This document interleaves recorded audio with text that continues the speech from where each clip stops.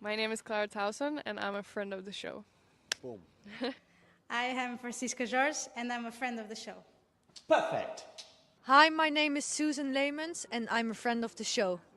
Boom. Yeah. My name is Zainab Samas and I'm a friend of the show. Boom. Hey guys, my name is Sasha Vickery and I'm a friend of the show. Boom. Hi, my name is Lloyd Harris and I'm a friend of the show. Perfect. Hi, my name is Jan Faria and I'm a friend of the show. Boom. Yes. Take one. Well done. Hi, my name is Jasmine Paolini and I'm a friend of the show. Wow, Jasmine, you got it in one time. Ready? Play.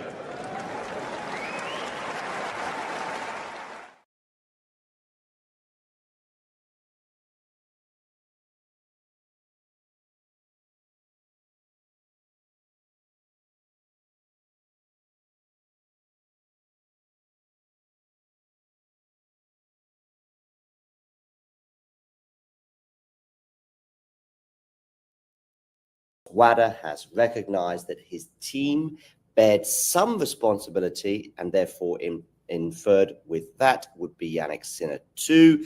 Let's get to the details and let's stick to the details and not get much away from that. So I'm going to repeat, Jannik Sinner has accepted a 3-month ban in a settlement with WADA. The suspension will run from the 9th of February, which backdates 6 days, until the 4th of May, and reinforces that an athlete bears responsibility for the entourage's negligence.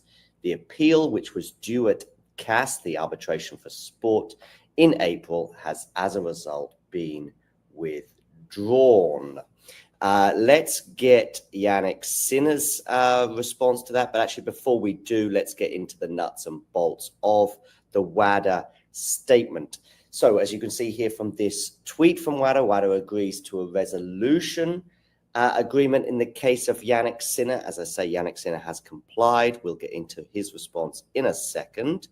But before we do so, let's get into the nuts and bolts of the WADA statement. The World Anti-Doping Agency, better known as WADA, confirms that it has entered into a case resolution agreement in the case of Jannik Sinner, with the player accepting a 3-month period of ineligibility for an anti-doping rule violation that led to him testing positive for clostebol, a prohibited substance, in March 2004. That, of course, occurred during the Indian Wells tournament of last year, almost exactly a year ago.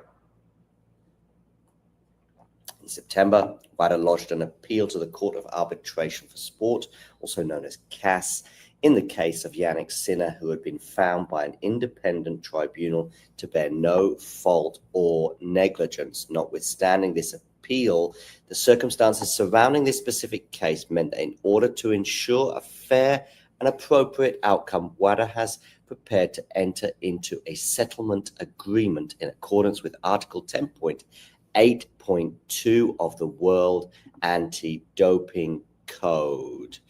Remember some of these codes because we are going to return to them shortly.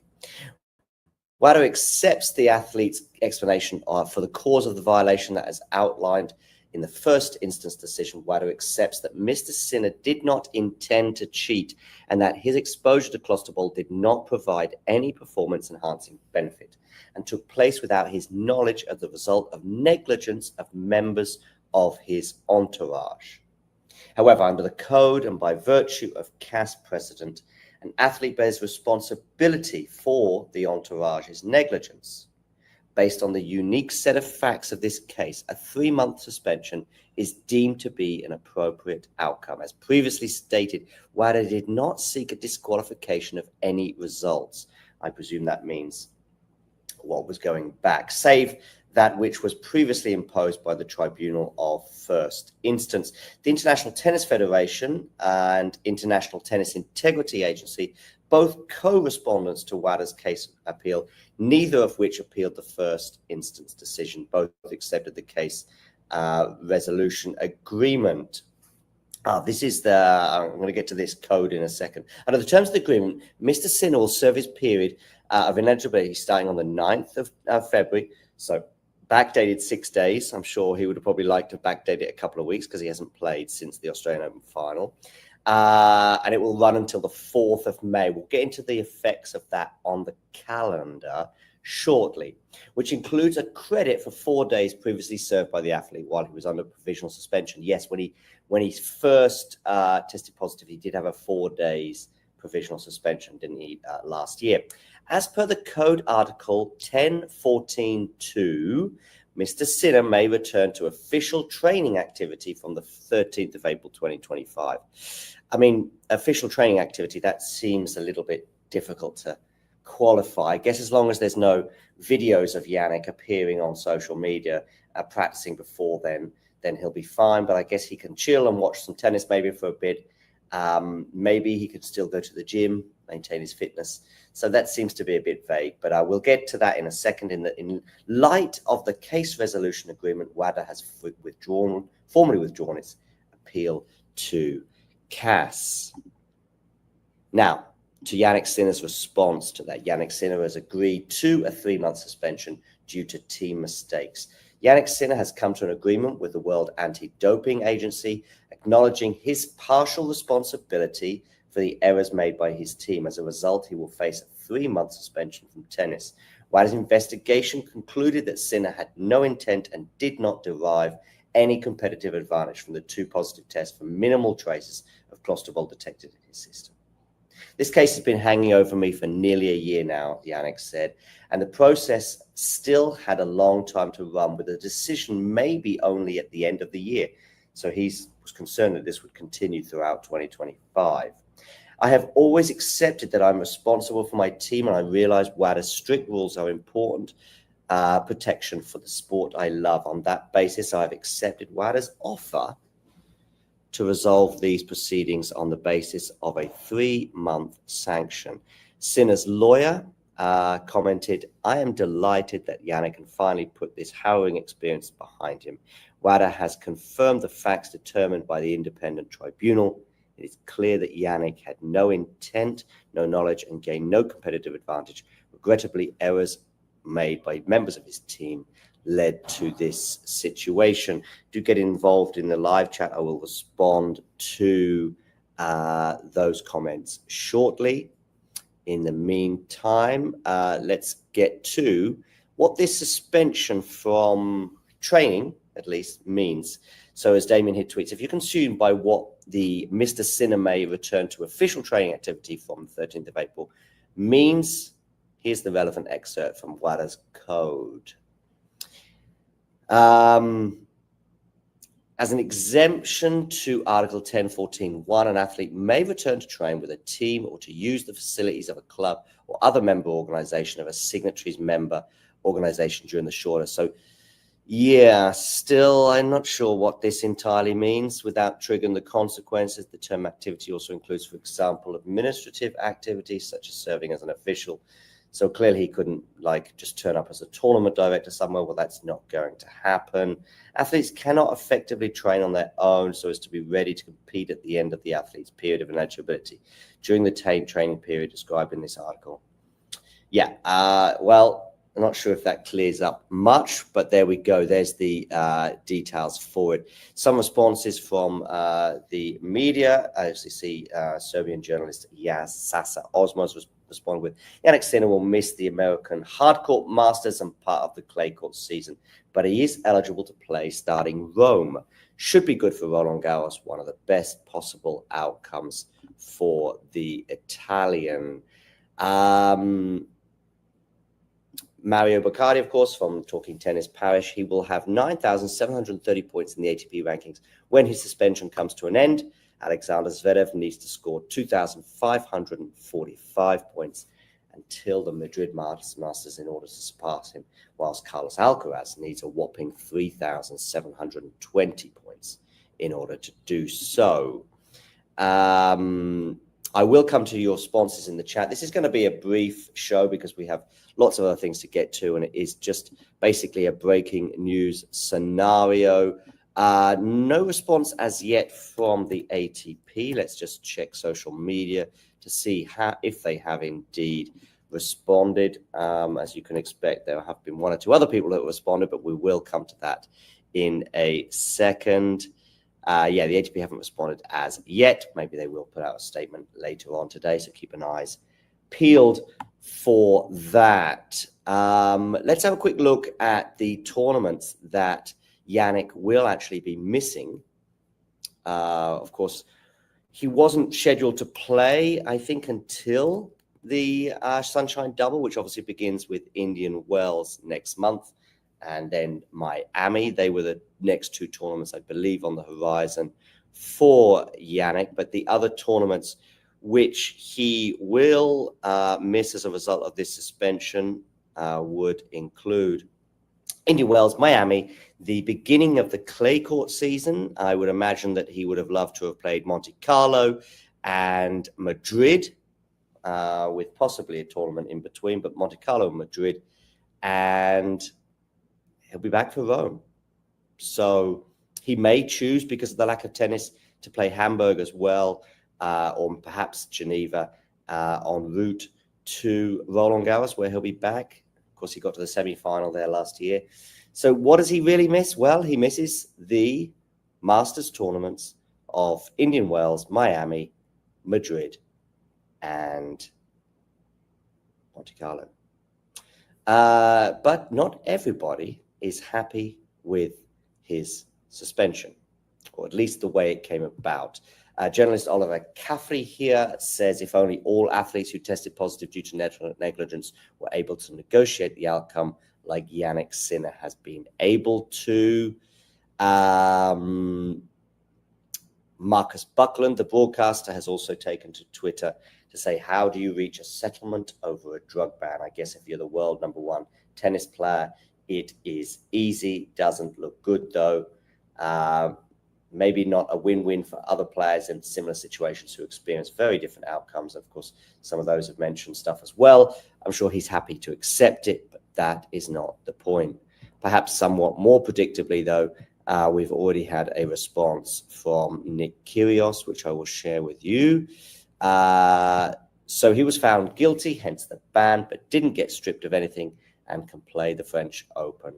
It's a sad, sad, sad day, says Nick Kyrgios.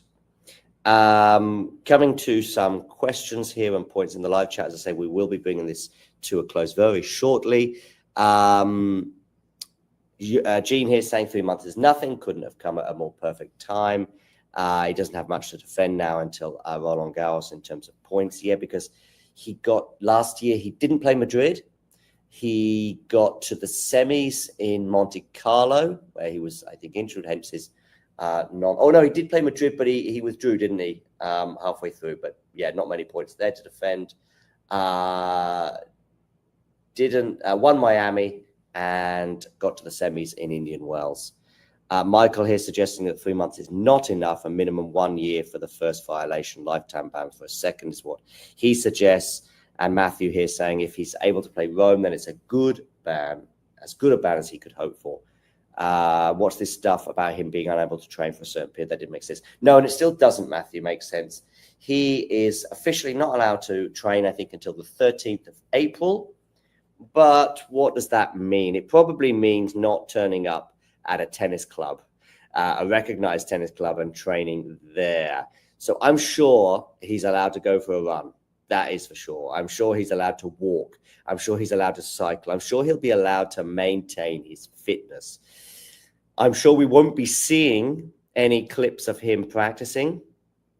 But yeah, I guess that's the gray area. I'm sure he's probably trying to just check 100% exactly what he's allowed to do. Because if he's just allowed to, go for a hit, he will do so. If he's allowed to do a bit more, he will do so. Perhaps members of his team are not allowed to be present. Something very pernickety like that. Matthew also saying, should he not lose points, why does he escape no loss of points? Matthew, good question. I don't have a strong opinion on it, is my initial reaction to that. But this is the news, and that is that Yannick Sinner has been banned for 3 months from tennis. For those of you watching retrospectively, do get in the live comments. And of course, you know the drill. If you enjoyed this video, make sure you hit that like button. Don't forget to subscribe and click that notification bell so you don't miss out on all things tennis.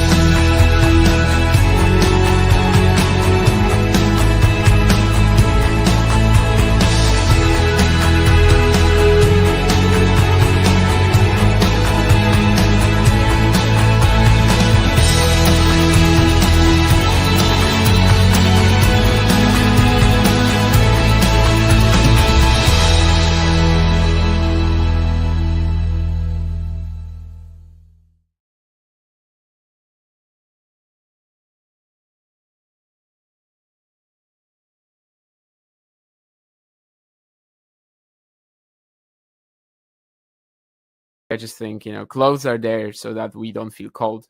I don't want to express myself through clothes, really. So I'm just one of these people.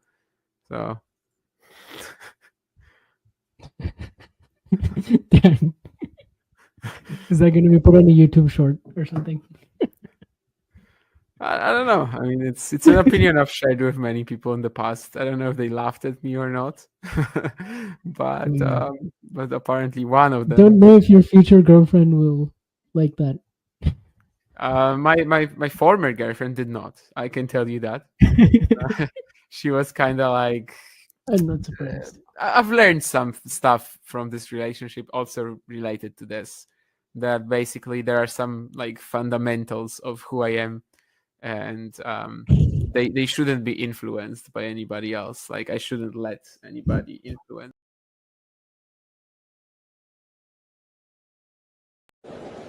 Ready? Play. You join us here for the Seville ATP Challenger. Rocco Badaya to serve. What's he going to serve up? Some tapas. A good first serve. Gives him a 40-love lead. This all Spanish affair against Cabellas Baena. Not known for his big serving, but that was decent. That was not.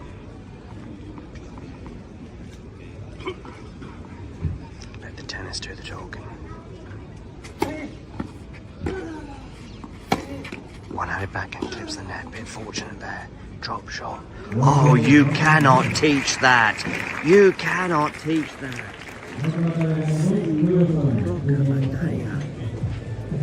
Takes a 2-1 lead.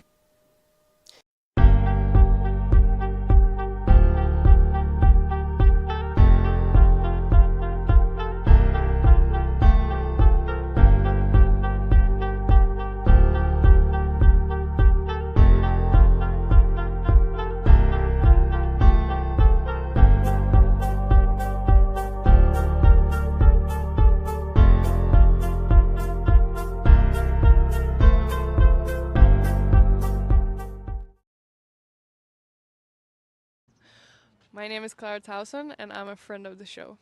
Boom. I am Francisca George, and I'm a friend of the show. Perfect. Hi, my name is Susan Leemans, and I'm a friend of the show. My name is Zainab Sammaz, and I'm a friend of the show. Boom.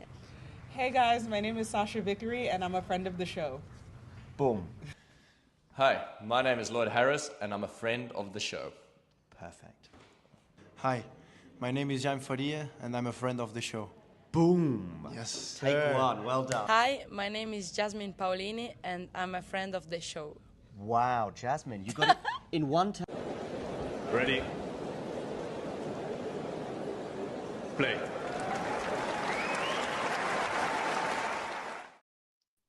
Good afternoon, everybody. Well, it's afternoon where I'm sitting. I think it's afternoon where Fergus is sitting as well. How are you doing, Fergus? I'm good, thank you. How are you? I am doing pretty okay.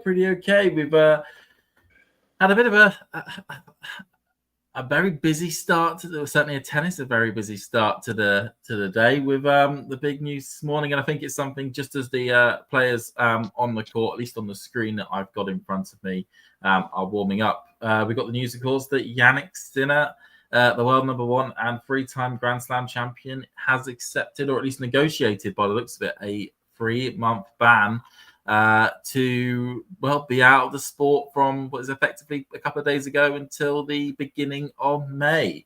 What did you make of the news? Where were you? And not to make it sound like, where were you when Princess Diana died? Even though probably both of us never were alive when she died, but that's another matter. But where were you when you heard that?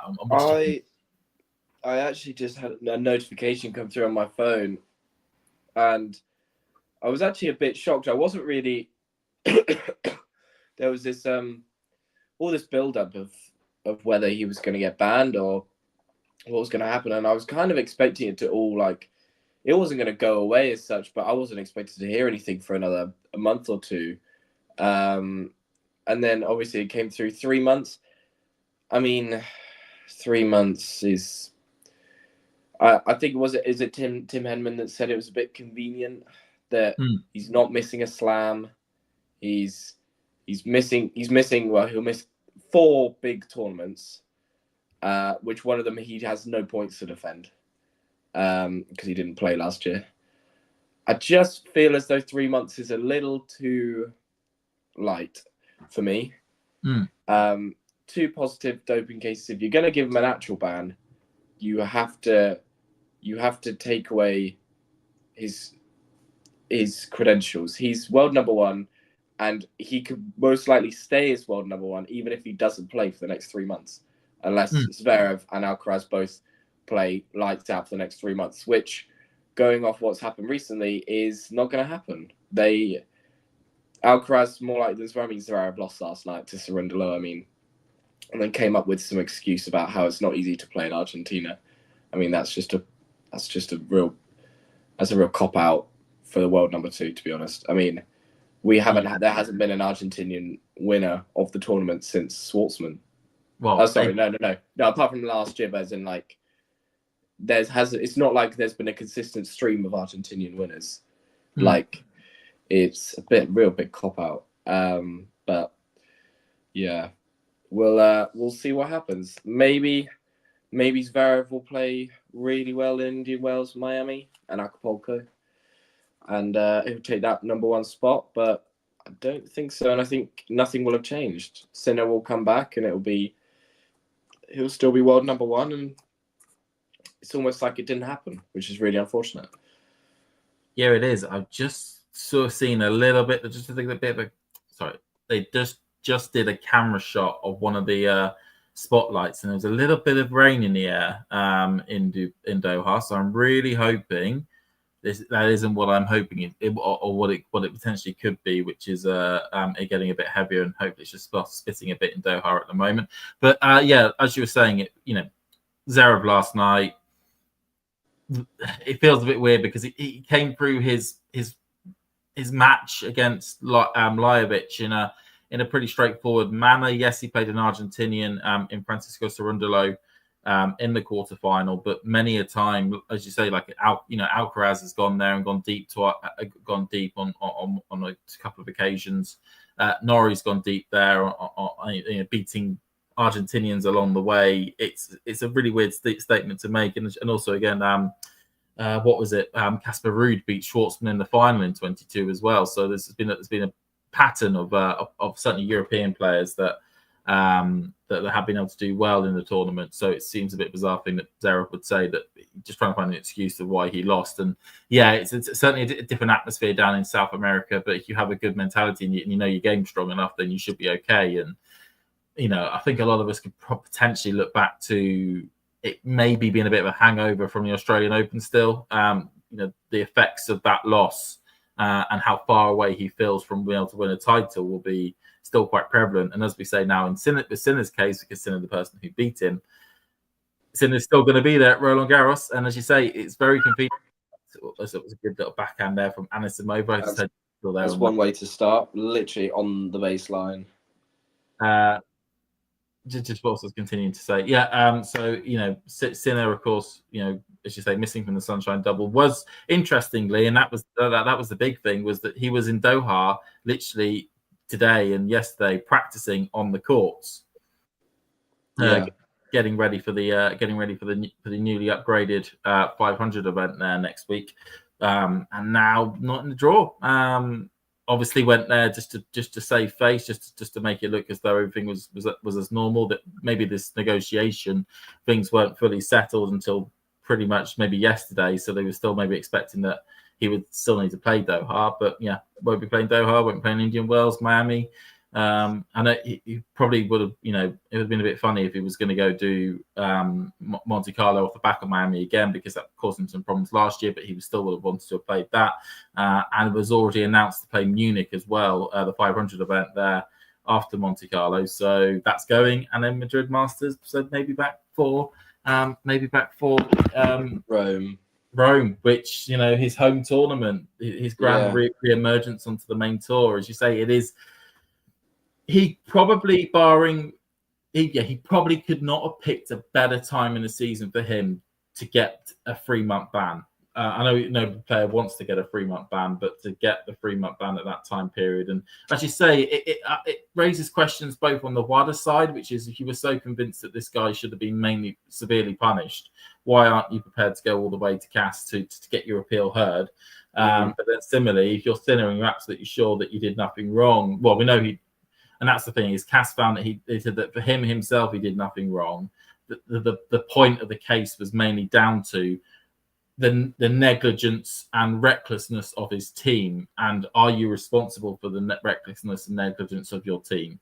And that was the main reason why WADA wanted to take it to CAS, was that it was never to go on the case itself. It was the point of principle, and the fact that if this case was allowed to be unpunished, how many other players could turn around and go, well, my team did it to me and I had no idea, and use that as an excuse, and that have to be brought as a reason for doping. So, there's grey areas all around.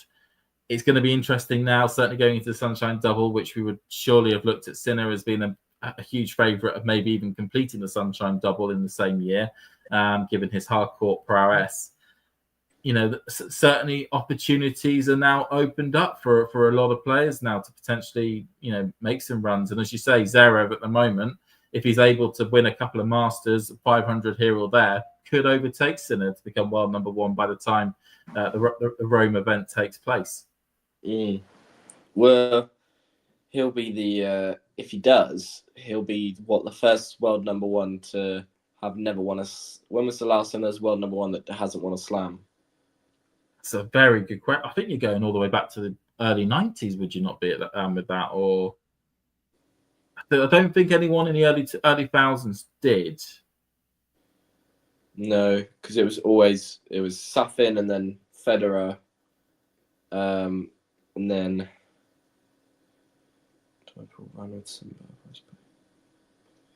world number ones, not darts, tennis. Yeah, I don't think anyone would have been as happy as Nick Kyrgios this morning when that news came through. Yeah, it just justifies his, or feels for him like it would justify his stance. Yeah.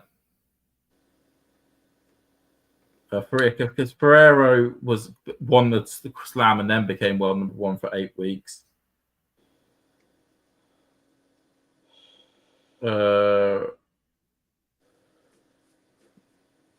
Strong start from Ostapenko.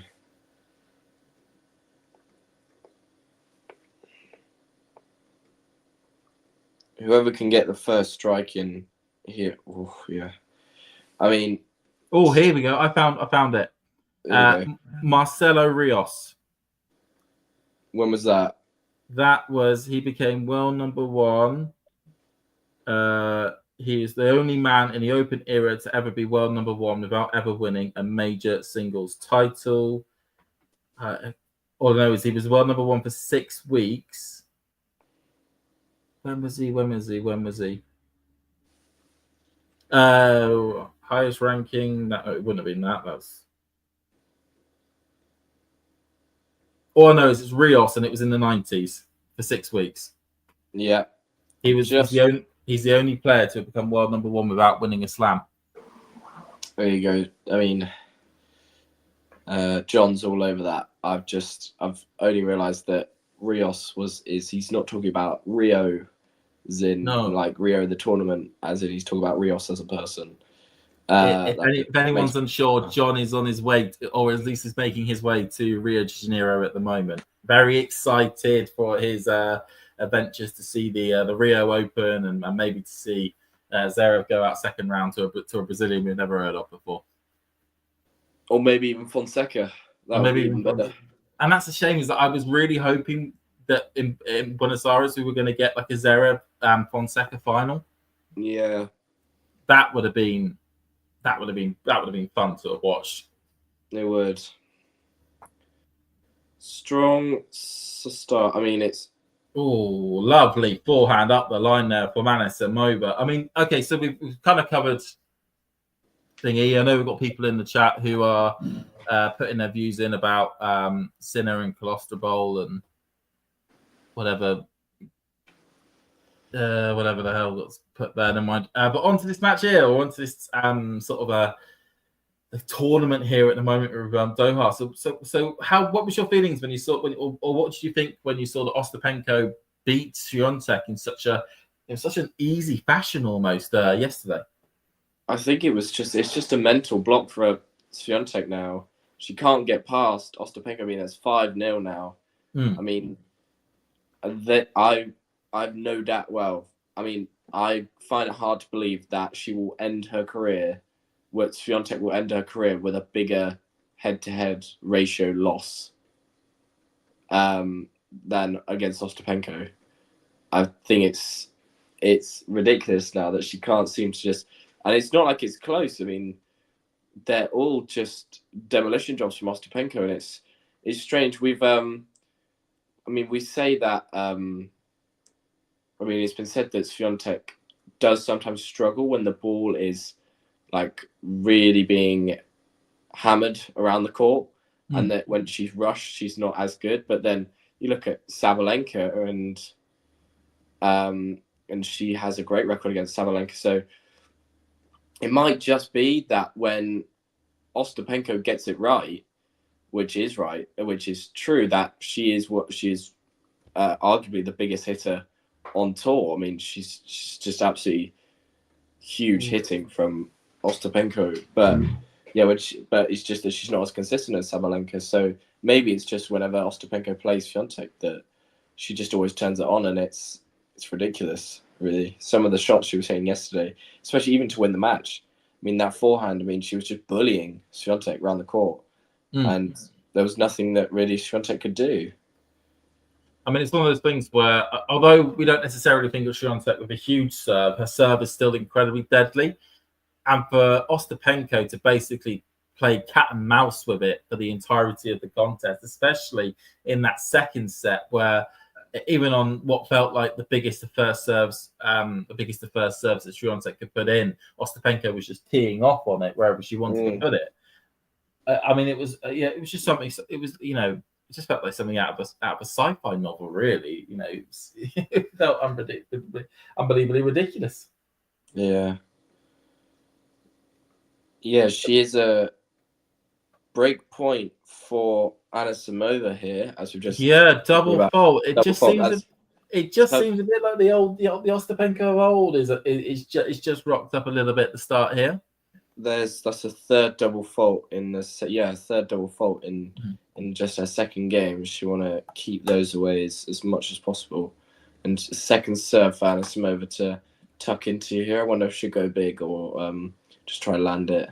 I think just get it back. Just make it play a ball. No, she goes big and she misses it. Yeah, I get if that's your game, but your opponent's making a lot of mistakes at the moment. Get that ball back and put the pressure on.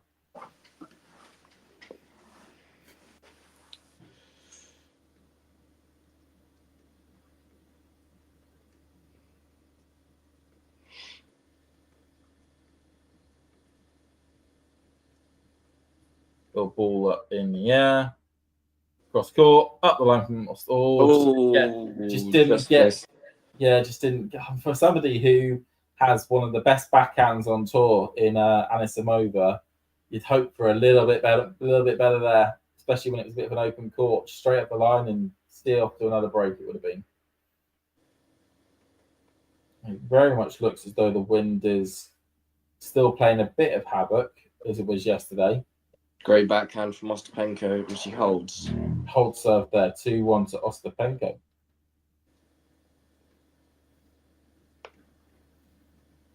And having a look as well, I mean, Jelena Ostapenko does have W1000 wins under her belt. She did win Miami back in 2018.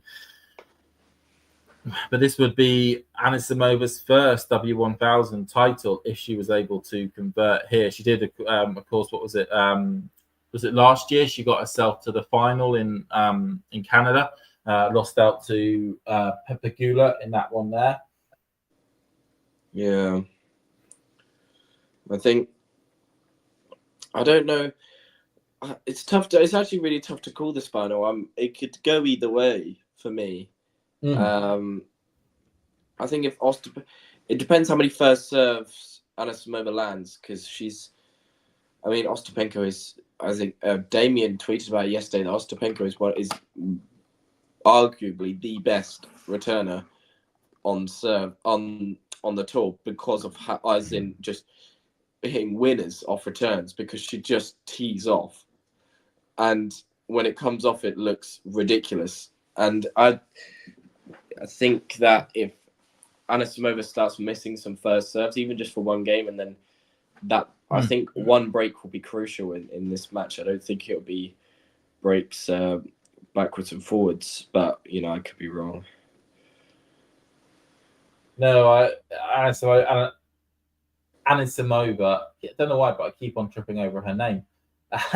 Amanda is very much used to at least having a dodgy service game here or there. Yeah. Which similarly to Ostapenko, I feel like, with those double faults as well.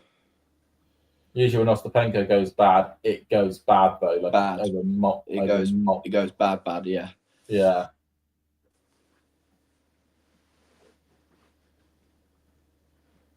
I don't think anyone could have called, if you at the start of the week, if you asked anyone what the final would be, I don't think anyone could give you the answer that it'd be Ostapenko. Yeah, it was just remarkable how for the entire tournament, all the top players just tumbled so quickly. Yeah. I mean, to have a situation where in the semi-final you only had one seeded player in a W1000 event, you would have thought that something apocalyptic had taken place. I mean, I know people like to say, this it's the WTA, isn't it? Women's tennis, it does this where you're going to get random bits, but you wouldn't expect it to be as random as it was this time around. No, absolutely.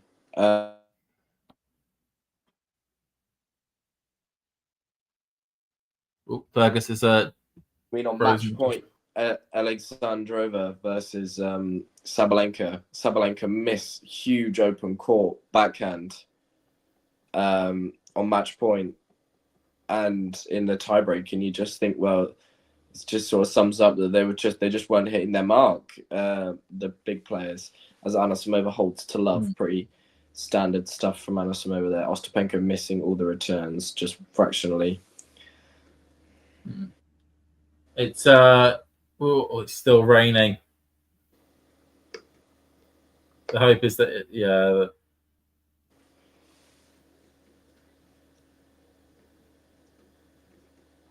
just gonna tell the court.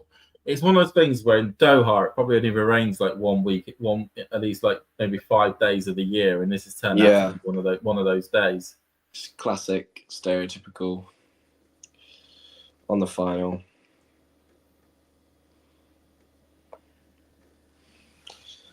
Hi, Julian. Good to see you in the chat. Hello, Julian. Hopefully this isn't called in, because that'd be a real disappointment. Just going to do a Weber Doha update. I'm hoping it's just a passing shower. I'm no Doha. Go on. It says Misley with around about 31% chance, so I think it could rain a bit on and off.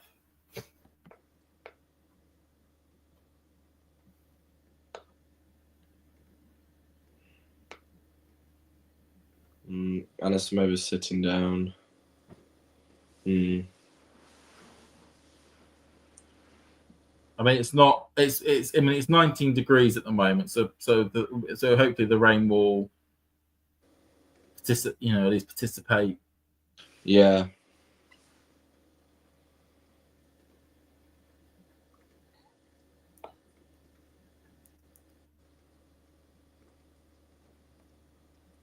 Yeah, hopefully it will participate quickly. Yeah. I'll tell you what, this Sinner banning, it really does open up the Sunshine Double for anyone. I really feel like anyone in the top 20 should feel as though they have a chance of either getting to the final or even winning. I mean, Alcaraz has been shown that he's not invincible on a hard court. He's been seriously good at Indian Wells in the last couple of years, but yeah, I mean, I would say certainly Miami looks really open now. Yeah, I mean, you got, you look at those at the top of the game. Sinner, Zverev, were now, question marks now over his mentality, at least for the next couple of months, given the result of the Australian Open. Medvedev, no real form. Yes, he's getting a little bit of it back this week or into the semi-finals in Marseille, but hasn't really played anyone of any real significance yet. De Minaur still struggling with a bit of an illness. Could potentially look underpowered if you come up against a player that can really take it to him. Rublev not in no real form. Rude potentially picking up a little bit of form, but you never know. You got some up and comers, in that 10 to 20 range that really want to make a good splash. It's all looking pretty tasty for somebody to really take it in that tournament, or both of those tournaments, really. Absolutely. I mean, is this exactly what Medvedev needs? Well, I don't know how to put it. Sinner missing these two tournaments. Medvedev's not having to face Sinner, who's in the last year has really just taken him to the swords. Still got Alcaraz to worry about, but this is where Medvedev might be able to rediscover some of his hardcore specialist form. It certainly could. I mean, I think we have to. The problem is that it's not as though it's not the situation we were in 24 for a lot of it, where you could clearly tell where like Sinner and Alcaraz were well above him, but but everyone else he could beat quite well, and he would just sit in this like limbo sort of stage in that pecking order. At the moment, he's neither beating the people above him nor beating the people which we usually would think would be below him. If he can win Marseille this week, I would he's also got Doha and Dubai on his scorecard books to play. If he could win one of those tournaments, get a couple of big wins here or there, then you could then say, right, this has opened up for him to start really picking up the confidence at the top of the game. Especially, but until then, I kind of would just have him in with a pack, in with a pack of that sort of like that, that players ranked between 5 and 15 that have a chance of doing something at one of these tournaments. Fantastic backhand from Ostapenko. There's still 2 break points for Anisimova as Ostapenko missed her first serve again. Dave, you got any US male player specifically, or just anyone? You've got about 5 to pick from. I'm curious as to know who you're going for, because we've just had, Fritz has just lost to Dadovic Fokina in Delray, and he had an early exit in Dallas as well. Didn't really have the best Australian Open, and he's the US number 1, so you wouldn't really count him. Okay, Ben Shelton did get to the semis of the Australian Open, but hasn't really done anything in Dallas last week. huge forehand. Great forehand for Anisimova. Goes in the breakup. Shelton's my guy. That's the guy you're going for. I was saying, yeah, because Tommy Paul withdrew from Del Rey. You know, had a bit of a interesting loss to Shapovalov at Dallas. You know, you start to look at it and go, you know, maybe the top of the US game at the moment isn't necessarily in absolute red hot form at the moment. Ah, Nerlan. Here he is. Oh, I've missed you, Nerlan. Omar Marouche is apparently better. Who's Omar? I don't know. If I'm correct, I might be wrong. Hold on, let me fact check this because I might be wrong. But Nerlan just loves to come on here and just say the most randomest people are better than me. Okay. Yes, I believe. Yeah, I thought so. I think he's Man City's striker. He is. He's just got a hat trick. No.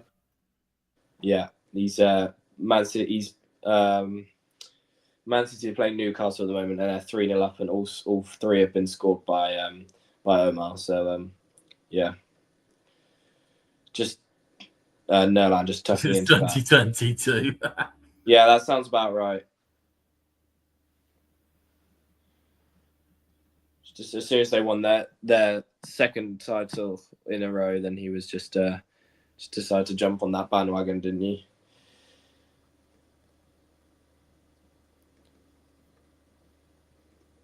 Anisimova with a brilliant cross-court forehand there. Super Dave saying Shelton isn't part of the Fritz, Paul, Tiafoe, Opelka pack, which is a good thing, supposedly. If you were to rank those four if they were all on red hot form, who comes out as for me? Yeah, not Shelton, as in Fritz, Paul, Tiafoe, and Opelka. If they were all at their peak and they played in a 4-man tournament, who would win? I would say I think Fritz would win the tournament. I think people underrate Fritz. I think he is a fantastic tennis player when in red hot form. I would then go Tiafoe would finish as the finalist or like second if we're doing like a round robin. I would then put Opelka third, Paul fourth. Just because I think Opelka's serve will get him enough 3 points to and when he's on, he certainly is on. Tiafoe, well, you'd have Tiafoe winning that. No, Dave would. Okay. Who would you have? Go on, let's split that, Fergus. Who would you have? Sorry. Bless you. I think Fritz. I think Fritz is has too much quality on the serve and on the forehand side to be taken out. Oh, that's huge. Oh, that was Ostapenko. Yeah. I think that's a word. Has the rain gone for good? A lot today, as these two are such heavy ball hitters. There's no real touch or feel about either of these two. They're just absolutely just crunching the ball. Just going over on that one. Oh, and just down the line. Wow. I don't know why, but when John wrote "Has the rain gone for good," I was reading it in the voice of the Take That song. You know, back for good. It's a huge forehand.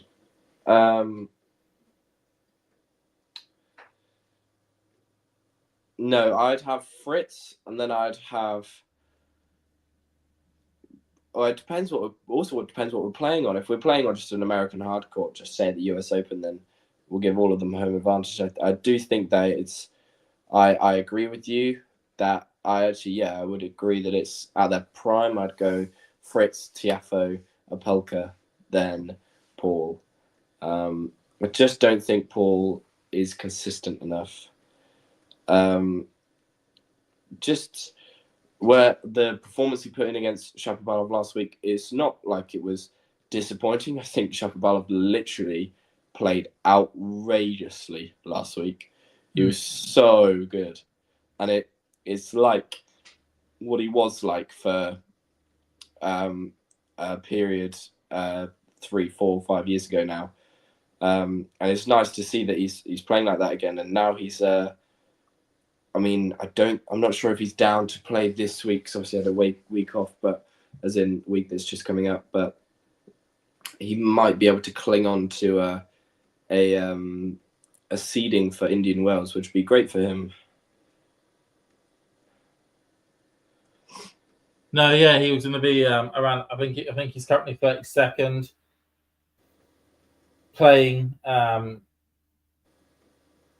He should hopefully be a low-ranked seed for Chapeau. I mean, it could be a situation just like his Canadian, his fellow Canadian with Felix, that it is on indoor hard courts when we see the best possible tennis out of Chapeau. I mean, all three of his titles have been on indoor hard courts. Mm. So, and it's when it transfers to outdoors, when we get when we get to clay, when we're onto grass. Traditionally he's been good on grass, but we haven't really seen it recently. Once we're on those surfaces, how does it then transfer? This match is really fluctuating. It's very good. It's just that might be the only drop shot that he's hit today. Yeah, from Ostapenko, and it worked perfectly. Anisimova unable to get any real thing on there, and off it goes. Go on then, Jake. If you're talking about the Tiafoe Fritz Paul Opelka thing for me? What do you think? If you disagree. Well, all of a sudden, I mean, it's kind of hard to predict this. I really think, because at the moment I think there's been one tight service game each, and they both got broken, and the rest of them have been hold to love. I actually think it's the big hitting is whoever can get the first strike in is really just as in the biggest strike in, because neither of them are the greatest movers around the court. But they just absolutely crush it, don't they? I mean, it's ridiculous. They do. They certainly do. And as we said, we don't think we're going to see much net play or anything other than just forehand topspin shots. I think Ostapenko is obviously she's on the same page as my. You put Paul highest. Oh, okay, Paul higher, but Fritz at first though. Okay, sorry, I thought you put Paul highest. I was about to say Paul is number one there. I mean, I personally don't see Paul hanging on to this top 10 ranking that he's currently in. No, he's a solid player, but I don't see him as as somebody who's going to be a significant force in the top 10. No.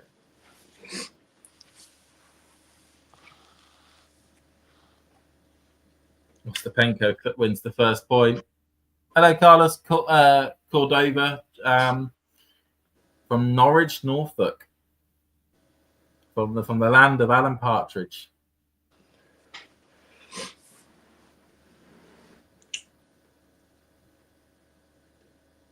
Oh, Ostapenko will be disappointed with that.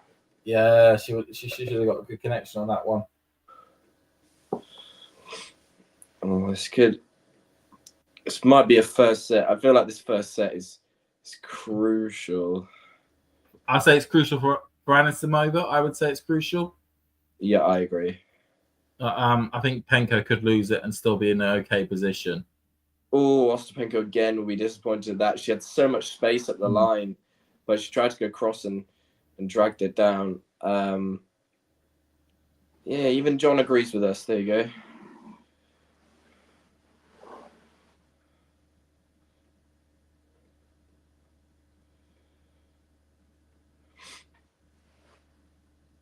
Yes, I agree. If it's a good serve from Anisimova, and she has 2 game points. If Opelka is serving at his best, I mean, it's pretty much it's very hard to break an Opelka serve when he's serving at his best, isn't it? I mean, it's like a slightly toned down version of Isner serving at his best, isn't it? So it's a weird one because I remember watching it was. just love tennis for these sort of matchups. But it was Opelka versus Isner in a Dallas final. Not Dallas, sorry, in Houston final on the clay. It was a few years ago, and it just felt as though Opelka was just basically like a younger version of Isner, except he had a better backhand. So it's just kind of like Isner 2.0. Yeah, I've tell you what I would like to see. Wait, who's tall? Are they both 6'11"? I think they're both similar sort of thing. I'd love to see 100-meter sprint between those two. Yeah, that would be. I mean, that was something. Cool. Seeing the messages, John. Don't worry, seeing the messages. Cool. Just on that one there. And don't worry, Jake. I'll answer your question about how long I've been a tennis fan just a bit. Once we get to if we get to a break here. Change over. Oh, Fred Perry.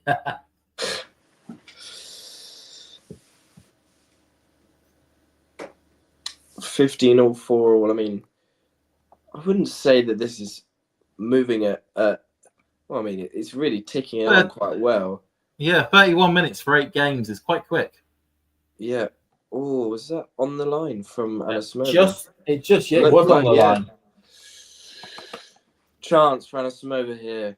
It's the first time that, I mean, it's either. It's really interesting. I mean, these two are really just smacking it as hard as they can. It's like whoever can hit it harder than the other is. It's unfortunately the classic stereotype of WTA tennis, which is just who can hit the ball harder to each other. Yeah. Which I guess is why that looked out, and that gives Anisimova two break points. Oh, I mean that's close, but 2 break points for Anisimova.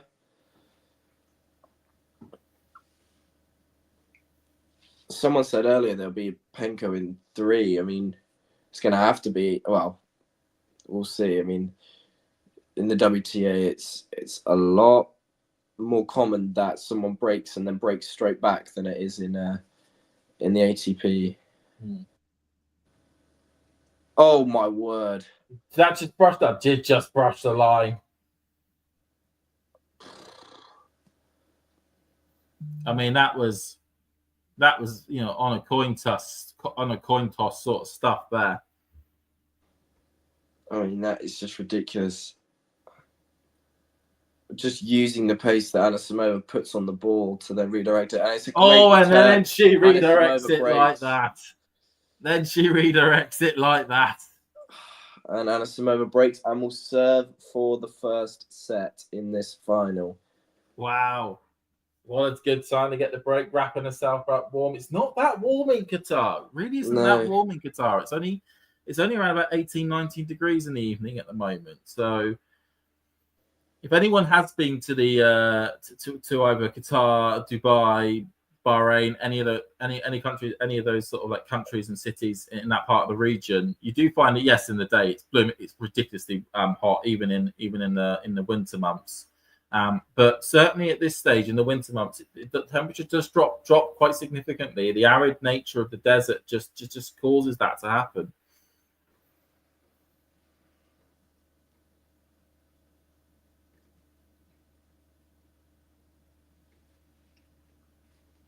We'll see if Anisimova can serve out. Was there?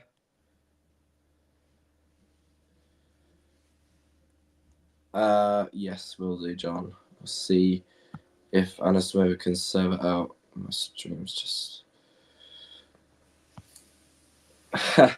Yeah, you could put Nerlan in my place. I'm sure he has plenty to say.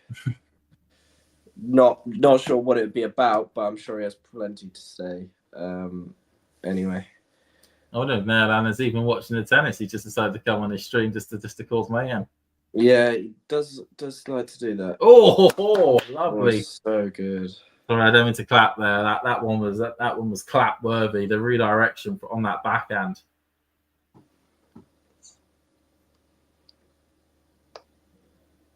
I'll get you, as you say, given the fact that, when Anisimova broke earlier in the set, she got broken straight away. When she broke Ostapenko, she got broken straight back on the next service game. She would dearly love to show strong mental fortitude to hold here.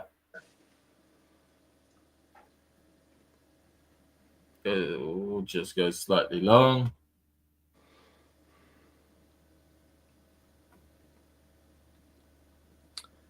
One thing that Ostapenko can take from this first set, if Anisimova does wrap it up, is that it's not like it's this. If she grinds it out, it can easily become a 3-setter. It's not like Anisimova's going to run away with it in this second set, because they're matching each other. Oh, as it clips the net and goes wide. I mean, it looked like it was going wide anyway. I think the net call just exasperated how wide it was going to go. So, carry on, Fergus. Shows that this is a seriously competitive final, as in the Doha final last year obviously was Rebecca and Swiatek. It was a first set tiebreak, and then after that it really dissipated, and Swiatek really. Yeah, it started off as a real cracker. I remember that. Yeah.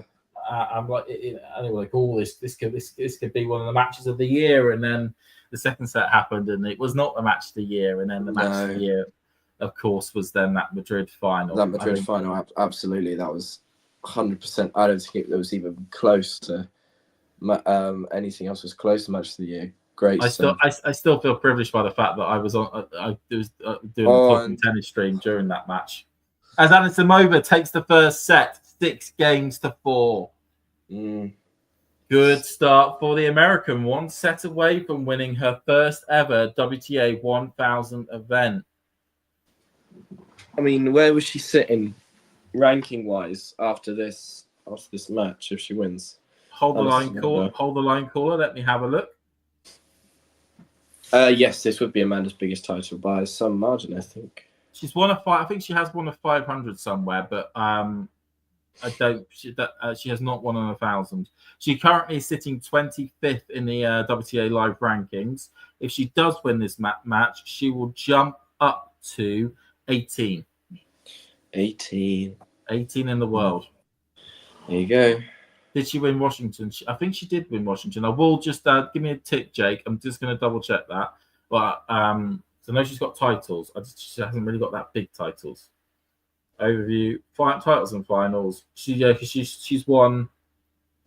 Oh no, she hasn't won Washington. She won the 250 in Bogota in 2019. That was her first main tour title, and then in 2022 she won the Melbourne Somerset 2 in Melbourne, which is one of those sort of weird 250 tournaments that the Australian Open put on because they couldn't go to other parts of the country because of COVID. Remember that one because it was a weird one, Anisimova during that Melbourne Somerset because she just literally got Darren Cahill as a coach, and she had him. Then miraculously, a couple of months after the Australian Open, they decided to part companies because Darren said he wanted to spend more time with his family, but then he went with Sinner straight away near a few months, a year a bit so after. And Ostapenko has gone off. Of course, this is the first set that Ostapenko has lost all week. All of her other matches have been in straight sets, so she's going to win this. She's going to have to do something she hasn't done this week, which is take it the distance. Yeah. John knows all.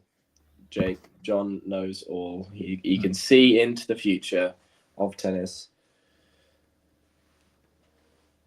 Just to answer your question, as we're waiting for Ostapenko to come back, Jake, you're asking how long have I been a tennis fan? As you probably imagine, when I was younger, used to watch Wimbledon and Queens. I don't know, Fergus, if you did something similar. But it wasn't really until 21 when I watched, which is I've only just recently left, but that was when I only just recently left university, that I went to Queens. I went to Wimbledon one time because tickets were quite easy to get in 21 because of COVID issues. And then I was like, you know what, I want to continue watching this. I don't want to stop watching this after Wimbledon. That remembered that Amazon did have the WTA and ATP rights to be able to show the tennis there, and then ended up the next week turning on the TV to watch Hamburg after Wimbledon, and hey presto, I've been watching it week in, week out ever since then. What about you, Fergus? I watched. I remember there are specific matches that I watched, and I didn't. We're one away from 12,700 subscribers. Someone subscribe right now, please. We can't have 6ix9ine in our subscriber count for too long. Netherlands could be all over that.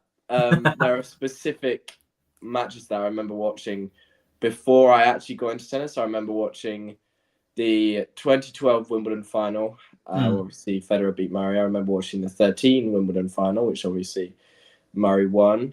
I then remember watching the 2016 final with Raonic and Murray. Then I watched the Raducanu US Open final and the Norrie Djokovic 22 Wimbledon semi-final. Great first set. Great first set. And then we don't mention the rest of the match. No. Yeah. And then I wasn't really into tennis. I'd like, if there was obviously a big match, I'd watch it. And then wasn't really until I watched Murray Tsitsipas in 23. And then I really started getting into my tennis. So that was probably the turning point for me at Wimbledon 23 when Murray lost 2-day 5-setter. I was at Wimbledon on that day, and I was on court too, and I was listening out to the cheers from centre court during that match. That was painful. Yeah, and then Murray literally went. You know, they left the court the night before. Murray being 2-1 up, and if they finished the match that night, you would have expected Murray to have won it. Won it, yeah. Yeah, great match. But from there, I then sort of just came completely hooked, and now it's just all I do really. It's amazing how it's such has that addictive nature to the sport where every week there's a new tournament. There's the ability to watch all your favorite players again, battle it out, see those big battles, and realizing that it's not just the slams where you see the great tennis matches take place. You know, exactly. You can tune in one weekend to a random 250 final, and that could be really hugely entertaining. Yeah, exactly. And it links well to my love of traveling, of now basing a lot of the places I go traveling to the different tournaments around the world. Well, certainly have been around Europe. Yeah, that's my plan for a job anyway. I currently am doing sports journalism at university. So wicked. So my plan is to quite literally go around the world just following the ATP and WTA tour. So it's quite a plan, but hopefully I'll get there. Hopefully, I'm going to Queens this year, so that'll be nice. Oh, excellent! Which Queens are you going to? The men's or the women's one? Men's. First day of men's, I'll be there. Good. Is that because it's the cheapest ticket? Yep, it was. Honestly, it's ridiculous how expensive it is. But anyway, it's because I bought tickets to the women's one. Oh yeah. I almost feel like I would prefer to go to the women's. I feel like it'll be it's this historic new event, so maybe it's definitely something that I'm looking forward to seeing. Oh, it's a great. If you have a bit more any sort of spare change left over, Fergus. I don't know. Are you an LTA Advantage Plus member? I am not an Advantage Plus member, no. I am a member, but I am not an Advantage Plus member, no. So you don't get access to the 2-week priority window? No, I do not. You don't? Okay. It's only. Honestly, I'd recommend maybe subscribing because it's only £20 a year. Yeah. To be able to get access to that window, and something like Queens, it really pays dividends to be able to then get the tickets you want. But because at the moment the WTA tournament is in that priority window slot, I was I went straight on there, and I managed to get semi-final tickets really quite low down for only and for Queen's prices. This was brilliant, but just under £200 for two people. It's a great backhand from Anisimova, and that's a fantastic backhand from Anisimova. That sounds. I paid around £200 for some half decent seats at the first day on centre court for the men's. So I'm hoping there's a big match on centre court, and they don't do me dirty with some scheduling. Because I paid around $220 for those tickets. So it's as a uni student, that was rough to see come out the bank account, to be honest. I bet that was rough to see. Are you going to go to any of the other grass court events? Hopefully, as a fantastic return from Ostapenko, just dismissive juice on the Anisimova serve. I'm going to see if I can maybe scrape together some tickets for Birmingham. Or even Nottingham, but we'll see. It's all to do with money at the moment. As being a uni student, I'm gonna definitely in the summer head over to some challenger tournaments, 100%, and do some work over there.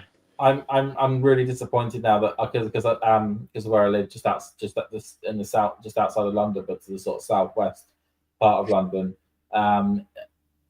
I always went to the Surbiton Challenger for the last 3 years, and I absolutely loved it every time I went. And I'm so sad that no longer exists. Because Birmingham's now taking its place on the Challenger front, because it was such a great event. Juice again on the Anisimova serve after Ostapenko just with a massive forehand again, which is no surprise to anyone. I'll consider your offer, Jake. I'll consider your offer. Always tempting, Jake. Always tempting. Jake, are you going to Glasgow this week? You mentioned it a couple of weeks ago about going to the Glasgow Challenger. I was wondering if you're heading on down there. I know there are a couple nice players playing down there. I'd love to see Searle play. I mean, it was really encouraging seeing him. Oh my word, it's so that good. was a brilliant forehand from Ostapenko. Yeah, because it was really encouraging to see Searle get to the final of the Nottingham Challenger a few weeks ago. Yeah, absolutely. There you go. See, I told you, Jake. I remember these sorts of things. You tweeted about it a couple weeks ago. I remember you saying, Evans. I mean, I'm glad Evans finally managed to break his losing streak. It was against Benoit Paire, but he managed to do it, and it doesn't matter. Doesn't matter. Realistically, he should have won that match against Holt. He was 4-2 up in the third. We'll see. Oh, it's a huge forehand from Anisimova to save. She is sticking that in there. She is holding firm. Has the draw come out yet, Jake? For the Glasgow Challenger? It should have at this stage, you would say.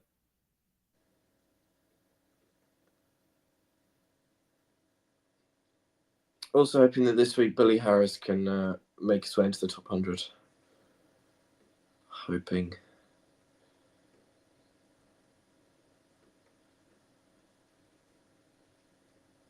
I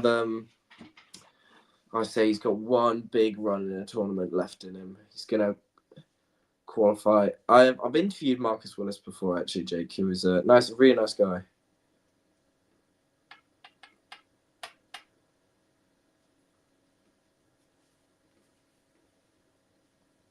And that's two really wild returns from Ostapenko, as Anisimova holds. Very tough hold first up in the second. Holds on. Net.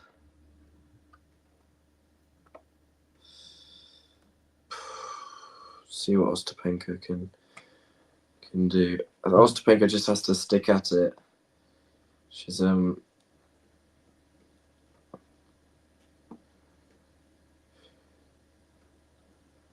hoping to see Carl in Glasgow too. Not sure he's injured or what's going on with him. I guess you mean Carl Edmund. Edmund, yeah.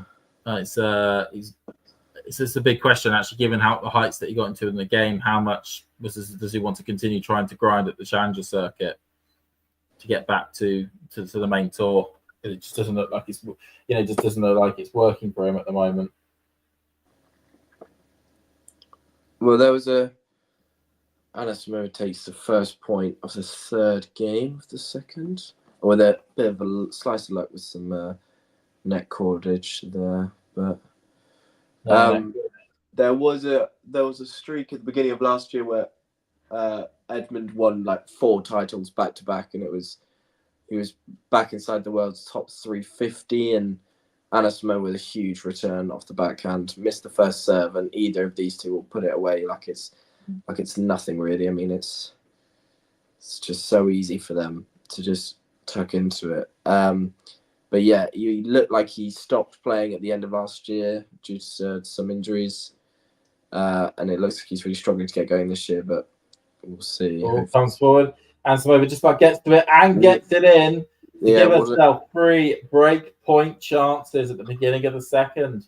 Wasn't good enough from Ostapenko. She didn't disguise it at all.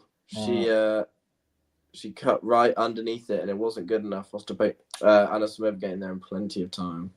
Yeah, we just had a little shot of the sky again as well, and there's a few more raindrops in the sky.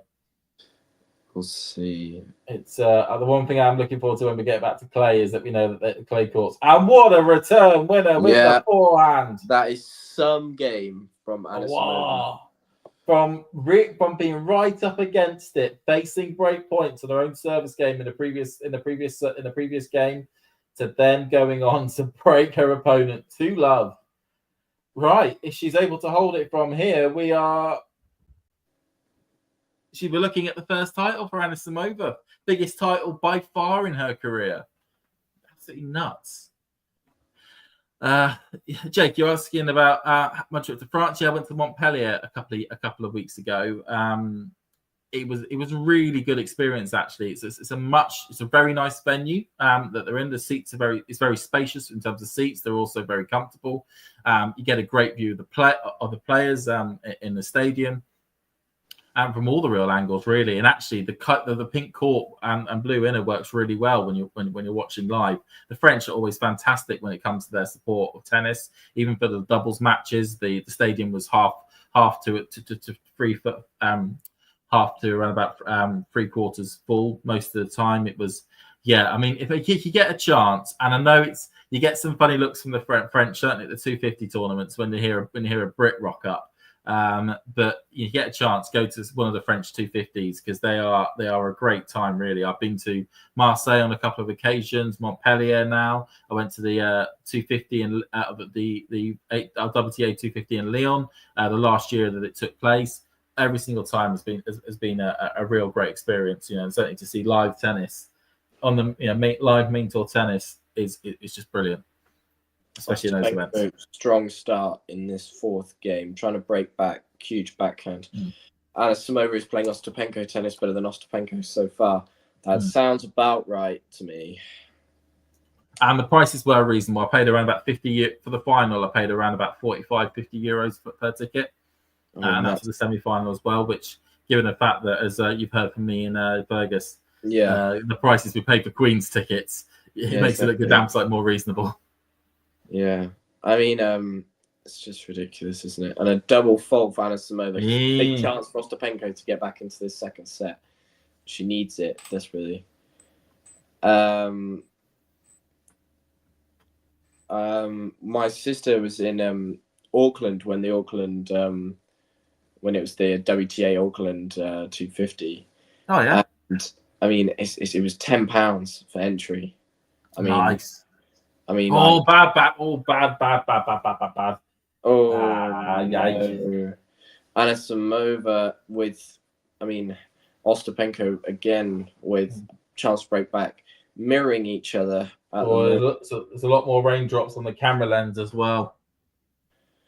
Oh yeah, this might be some final action for a little while if they have another sit down or whether they even go off court.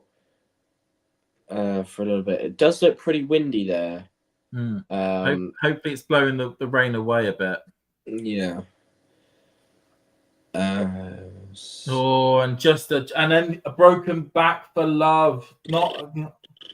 We were talking here about the potential of Anisimova maybe running along from here. Ostapenko says, "Hold your horses." It's very windy. That doesn't look like they're stopping though. They're gonna continue. They're still going. Yeah.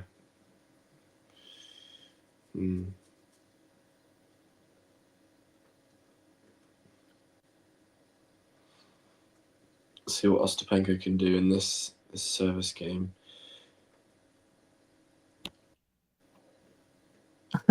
She's not happy with the wind. No, she's not. No, she's not.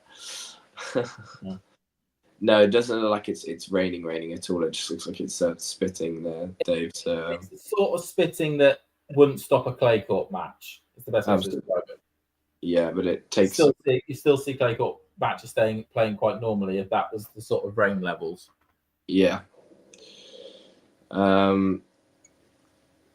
Feel like in these sorts of matchups, the first point in the game is so crucial. Just getting on the board and getting. It's really blowing a gale. It is. Ostapenko doesn't have the highest ball toss in the world, but it's still not helping her out here. She's not happy. But we'll see. Seconds. Oh, into the net there from Anisimova. 30 love Ostapenko. That was the second serve as well. That's a really poor return. That's I think that's one of a rare occasion that either of them have missed off the second serve return.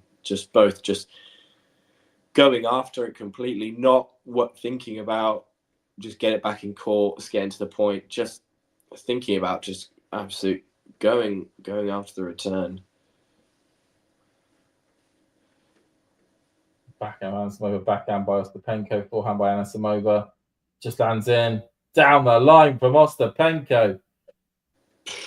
That's 7 points in a row for the Latvian. I mean, it's absolutely huge at the moment. I mean, I do quite enjoy watching this kind of football, this kind of tennis. I mean, it's just huge hitting, just back and forth. There's not really any in between, and it's highly entertaining for me anyway.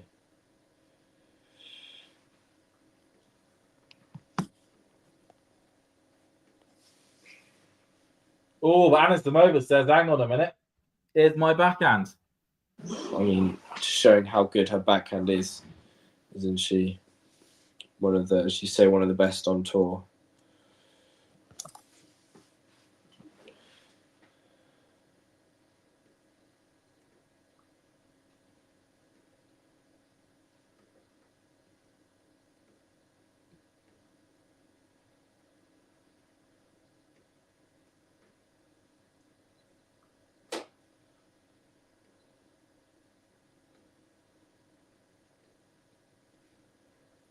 Well, it's not over yet. Anisimova takes another point.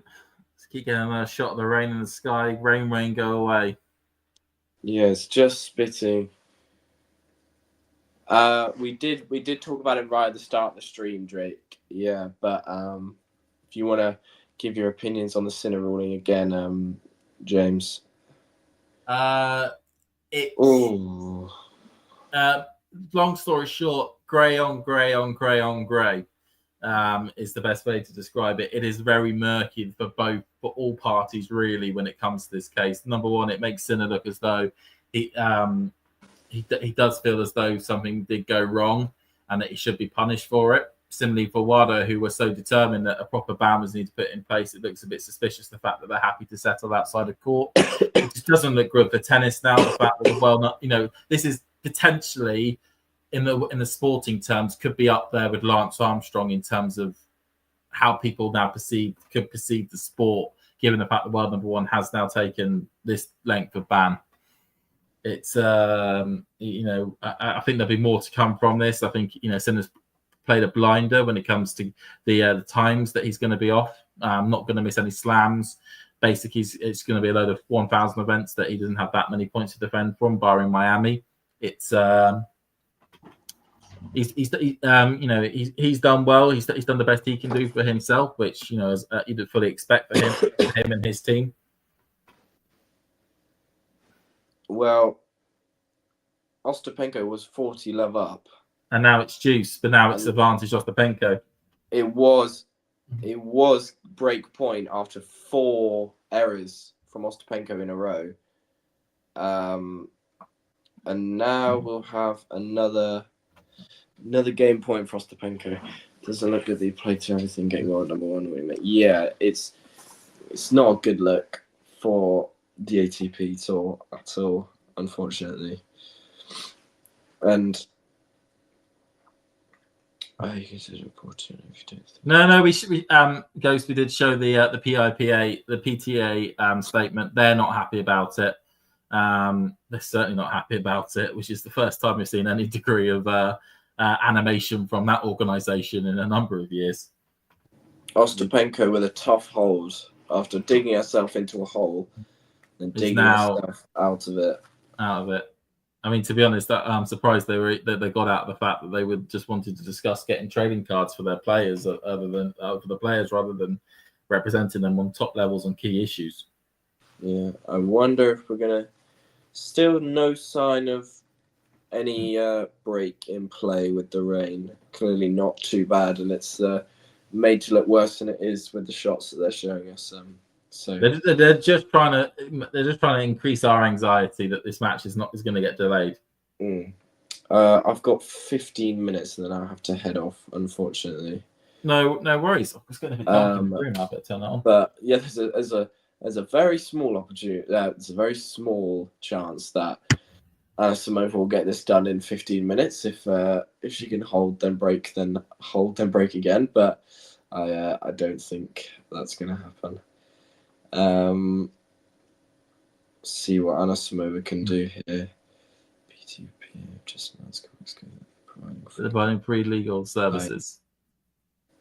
That's good. I've not seen that, and it hasn't been reported anywhere, which kind of shows how well that information has been dictated to people.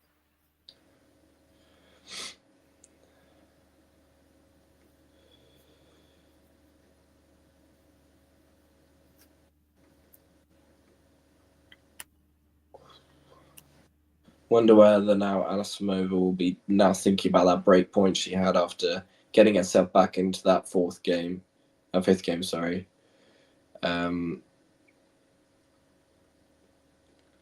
Good start for Anisimova in this game. Ostapenko just pushing her backhand long. Yeah.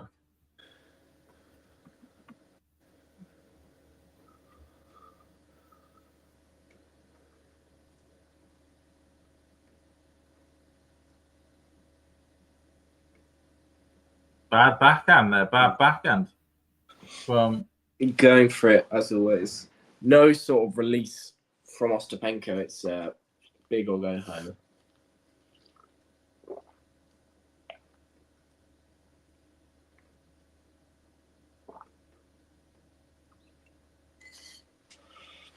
Yeah, I don't know. Ghosty's got me in his crosshairs today, Fergus. Yeah, I think Ghosty he's just talking just saying what he feels, but it's like Nerlan and I. It's just great backhand from Ostapenko. I thought it was out. That's close. Anisimova thought it was out, and it just catches the line.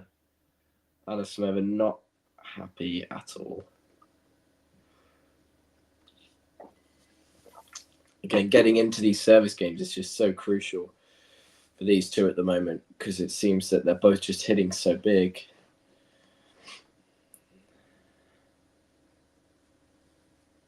Good serve from Anisimova.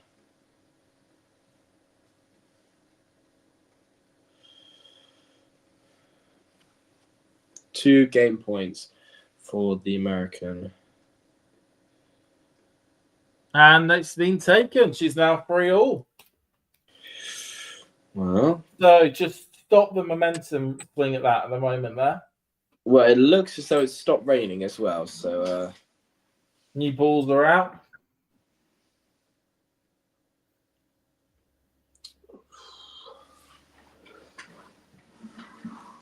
They're both thinking that whoever can hit the most winners in this game will start will take the match and obviously the trophy home. But I think it's just whoever makes less errors. I think that they're both just going after it so much that surely one's going to make a pile of errors, like Ostapenko did in her last service game.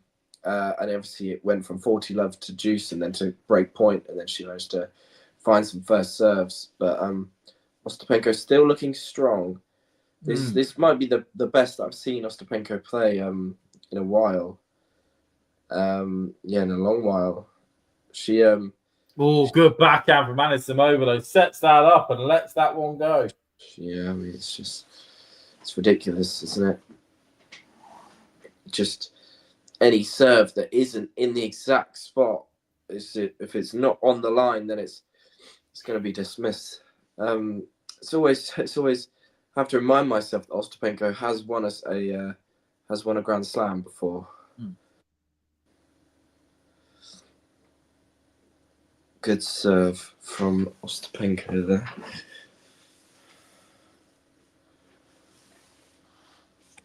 No need to get political in the chat, Ghosty. And it goes out. Just thought she had that one there. Yeah. Jake's letting us know about his dinner plans. Oh, my stream's gone. Yeah, my stream's gone too. I assume you're watching on Sky.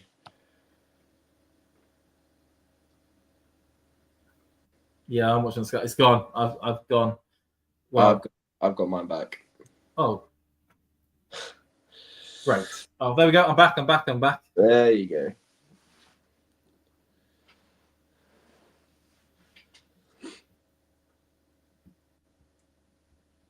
Yeah, it doesn't look like it's serving's too easy right now, but it's not. Oh, yes, Ostapenko's 7th double fault. I mean, it's not.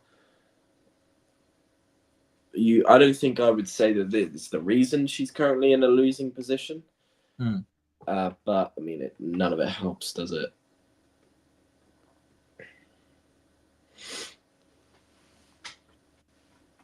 Oh, lovely forehand cross court from Anisimova. Oh, all of a sudden, what she was looking like a quite straightforward service game has again become a little bit tricky. Second game in a row, it's juice on the Ostapenko serve. Just to answer your question, Matt, yes, these will be the exact same courts that the men will play on from Monday onwards. They generally are seen as a bit of a slow hard court.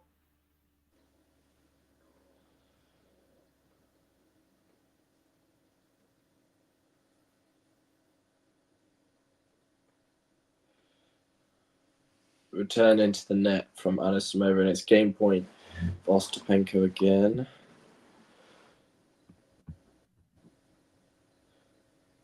To that. Oh no! Oh no! Close call. She was walking off, thinking that she'd nailed the line with that backhand, and not quite, having to pull back, and it's juice again. That's good to know, Carlos. I've never been to Norwich before. Oh, hello. What's happening? It's just started raining, maybe a bit too much. Are they going to get the squidgies back on the court? Just on the lines. I believe so. Yeah, they are.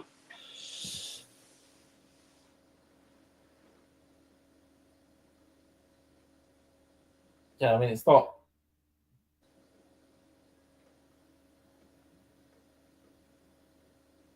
Yeah, they're just. I think they're just getting the squidgies back on the lines. It's still like spitty type bits. All the umbrellas have gone up in the stands. Somebody's got a Roland Garros umbrella. Something to take to the Doha 1000 final.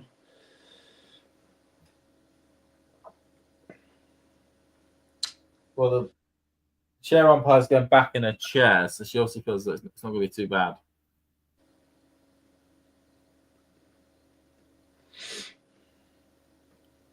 Just covering her screen. Yeah, she is.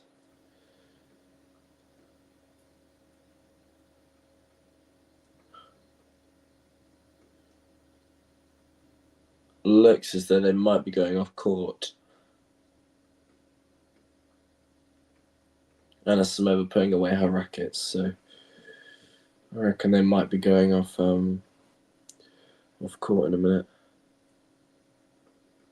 I mean, they're still trying, at least I think, the next 5-10 minutes to keep the players on.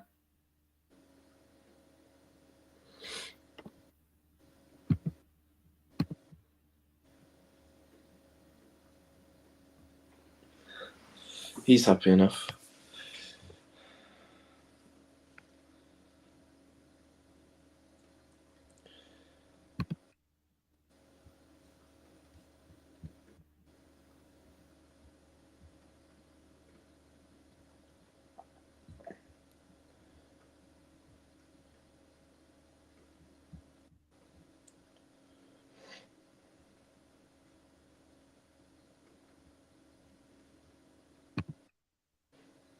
They've gone off.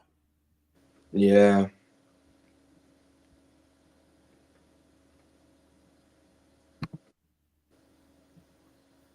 Got a bit of a rain delay, so we'll just get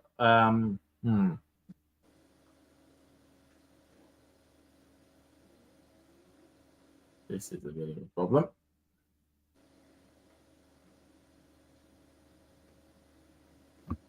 Well, this was not expected for there to be a rain delay at this station. Who do you think this will benefit more, Fergus? Who do you think this will benefit more?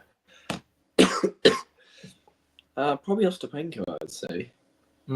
I'd say this probably breaks up the Anisimova rhythm a bit more. It looked like Anisimova was threatening to, I think it was juice on the Ostapenko serve. Anisimova threatening to break and then obviously be in a really dominant position at 4-3 breakup in the second after winning the first 6-4. But maybe this will just benefit Ostapenko a bit more. But I'm afraid that as it is a rain delay, I'm going to head off now. So it's been a pleasure, as always, James, to go through this match with you. Of course. Let me see you all in the chat, and I'll see you all very soon. Yeah, see you later on, Fergus. See you.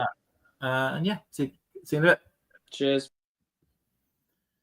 Right, so that just leaves me at the moment. What we may just do is I may just cut to a background image for a bit, and we'll be back. I'll be back with an update. Hopefully, they won't be on too long. If they go for a bit longer, then we may have to end it when it comes to the stream. But we'll be hopefully back very, very shortly.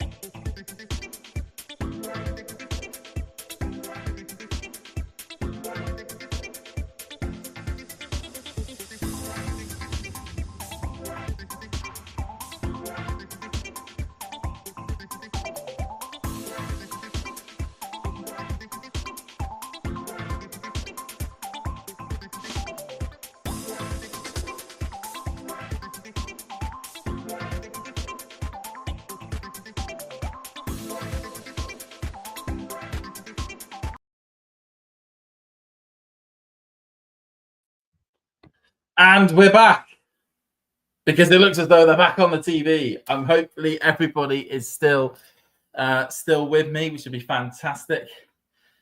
Sorry, a bit out of breath. I literally just saw them all coming out and practicing again. Luckily, the rain delay is not as long as we would expect. And for some reason, actually, we've got over like 70 more people watching.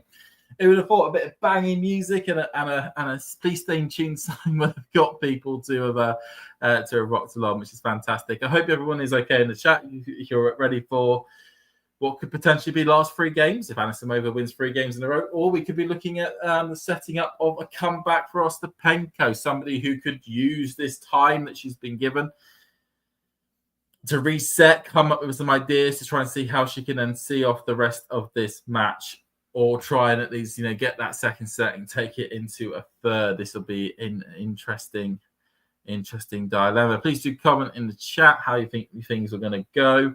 You've only got me for a bit at the end at the moment. As you can probably tell, I know Jake will be very happy about this. I've got a beer because I thought it would be a little bit longer, so I'll be drinking a bit of this as we go along on that bit there. So like I said, they're just warming up at the moment, just as you'd normally expect for a break of this length, which is just over 50, which is over the 15-minute mark for them, not needing a warm up. So they're just getting one in now, just to get themselves already and wearing. Last time we left it, Ostapenko was 40 all. It was juice on her serve. If Anisimova is able to win these next 2 points, she will of course go break up. If Ostapenko wins it, then she goes 4-3 up and puts herself in a strong position in this set. So yeah, it's all kicking off and going along.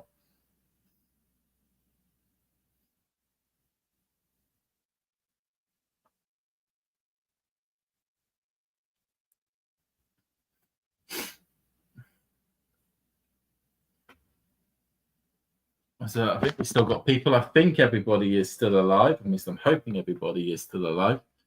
It's gone very quiet in the chat. It's usually full of people talking and whatnot, but we are ready and wearing. Players are just done. Let's see Anisimova just staying at her end of the court. Doesn't need to sit down in her eyes. She just wants to get on with it. She's probably sitting down for a bit in the backroom area. So she knows that she's able to really get a strong going here.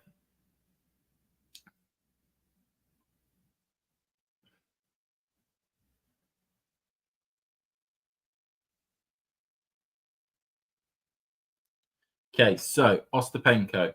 You got any questions or any comments about the match? Please do put them in the chat. I'm more than happy to answer. So Ostapenko, ball in the air. Goes down the tee, hits the net. So we've got a second serve.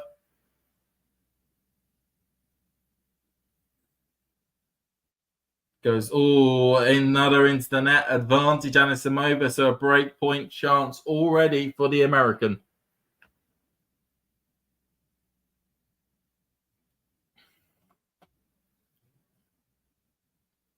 Ball up in the air. Goes trying to go down the tee. Hits the net again. Second serve. Well, if we get another double fault, that's it. It's a break point and it's break up Anisimova. Just about goes in. Forehand by Anisimova. Backhand by Ostapenko. But they're able to hit a brilliant one up the line. Anisimova unable to get any real control and hits it long. Should be disappointed with that one there.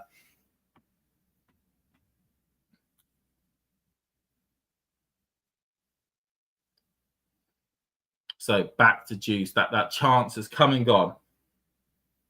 Ball in the air, tries to go cross court, goes into the net there by Jelena. Goes up the line, backhand by Anisimova, backhand by Penko, and it's into the net from Penko. Another breakpoint chance for Anisimova. She's feeling it. She's feeling it. She wants to break now.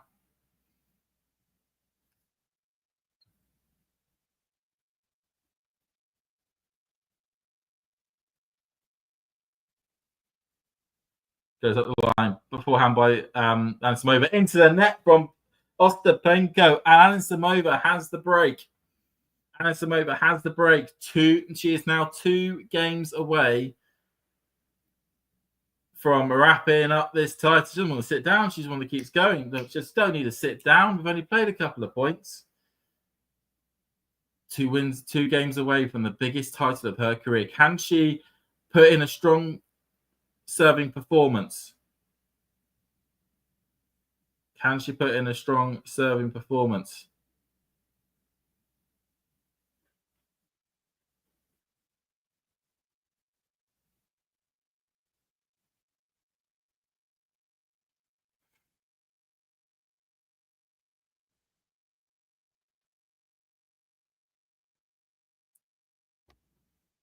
Oh, what's happened?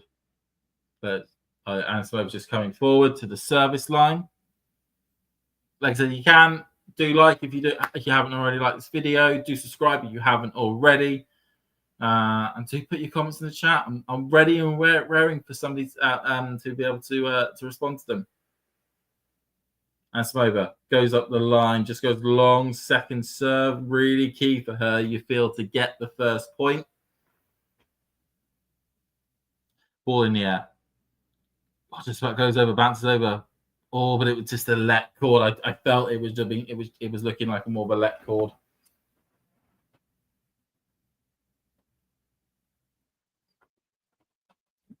Just about bouncing perfectly. Forehand to forehand exchange from both players. Forehand into the net there from Anisimova. It was a low bouncing ball. Needs to keep the aggression up if she wants to keep in front.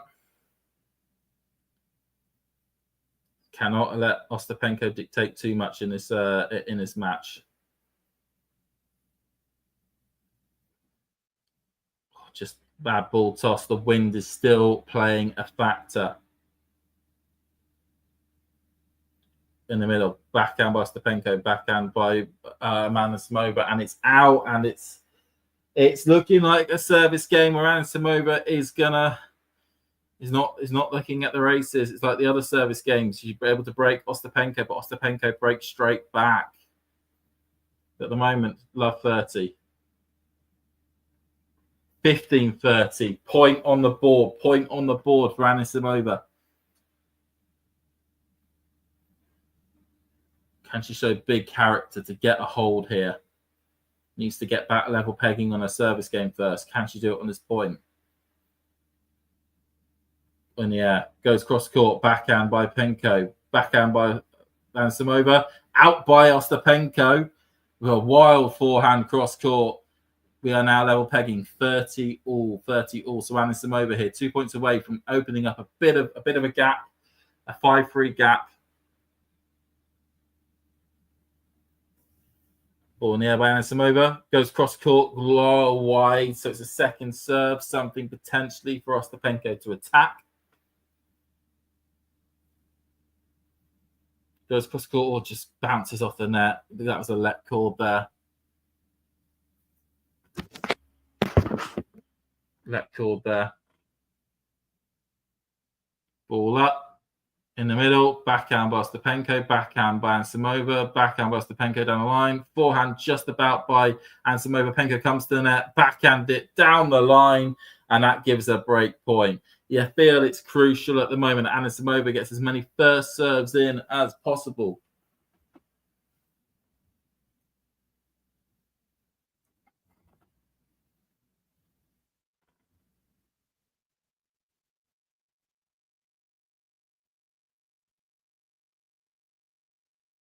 Oh, not happy with that ball toss.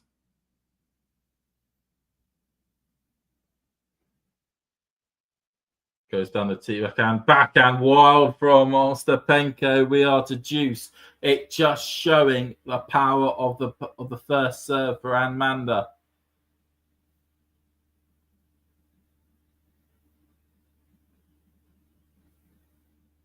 Okay, juice point. Ball in the air. Goes in the middle of the box. Backhand by Ostapenko. Backhand by Anisimova. Forehand by Ostapenko. Short. Cross court. Brilliant backhand winner from Anisimova. Gives her advantage and game point.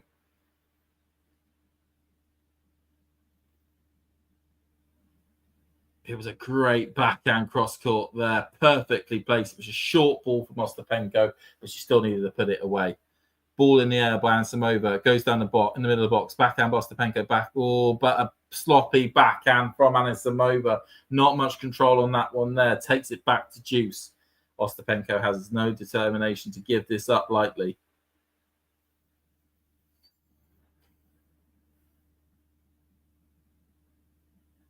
Okay, ball in the air by Anisimova. Goes up the line, but slightly long. Second serve, something that potentially Ostapenko is going to attack. It needs to have a bit of bite to it as a second serve. Ball in the air, goes down the tee, backhand by Ostapenko, forehand by Anisimova, backhand by Ostapenko, forehand by, oh, brilliant forehand, out, inside out by Anisimova. Oh, gives her another game point. Can she get that daylight in the scoreboard? She would dearly like to. Then,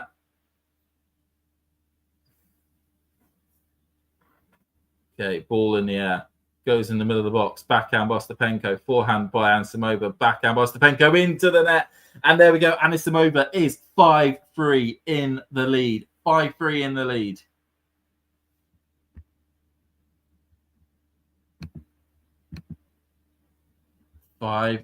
In the lead. We are potentially looking at Anisimova being one game away from the biggest title of her career by far. Given all the mental health struggles she's faced, given with all that off court, the ability to come back and then potentially to be able to do this would be seismic. Penko second. Oh, Penko double fault on the first point. How dearly Anisimova would love to get this salted on the Ostapenko serve, not have to serve it out. Ball in the air, goes cross court. Was that in? That was just in. Great serve out wide from Ostapenko. Literally just clipping the line.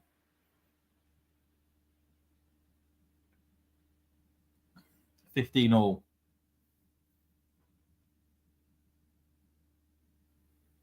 Goes down the tee. Backhand by Anisimova, but it was just long on the original serve anyway, so it's a second serve.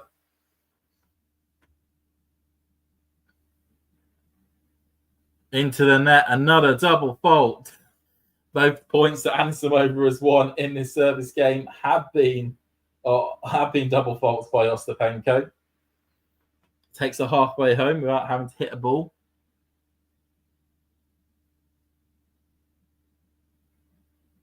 Ball in the air by Ostapenko, just unhappy with that ball toss. Is she going to try and go out wide again like she did in the last point? No, it goes down the tee, goes long down the tee. Could be at risk of another double fault here. Anisimova trying to put on the pressure with an aggressive court stance position.